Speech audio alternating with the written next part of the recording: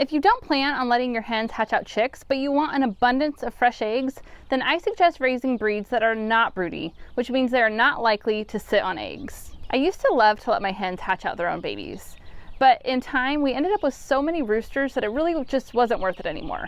And so now we buy directly from a hatchery, and I only buy hens. But I also like to buy hens that aren't really known for being broody because I know I don't want to hatch out chicks, and sometimes dealing with broody hens is a pain.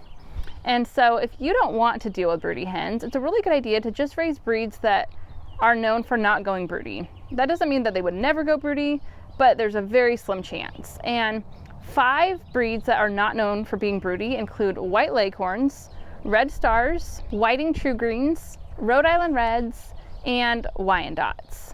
And over the years, I've always had at least one or a few of these breeds in my flock, and they are some of my favorites. They are all great egg layers.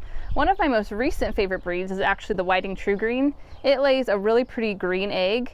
They have a low feed to egg conversion ratio, which means they don't take as much feed as a larger breed, and they also lay really well, but they are not broody. And so if you have any of these breeds in your flock, they are not likely going to sit on eggs. So that would mean if you did want to hatch out chicks, these would not be the breeds to have.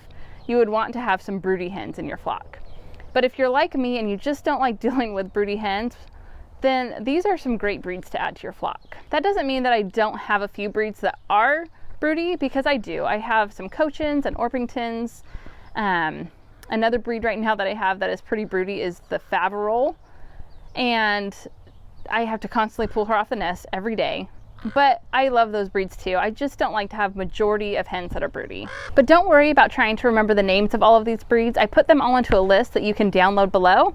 I give each of the names of each non-broody breed, plus a few fun stats about each one. So be sure to grab that below. You'll just put in your name and email, and it will be sent right over to you. And so that link will be in the description. So whether or not you already have chickens, if you are planning on adding some new breeds into your flock or getting chickens for the first time, these 5 non-broody chicken breeds are great layers, and they're a great addition to the flock.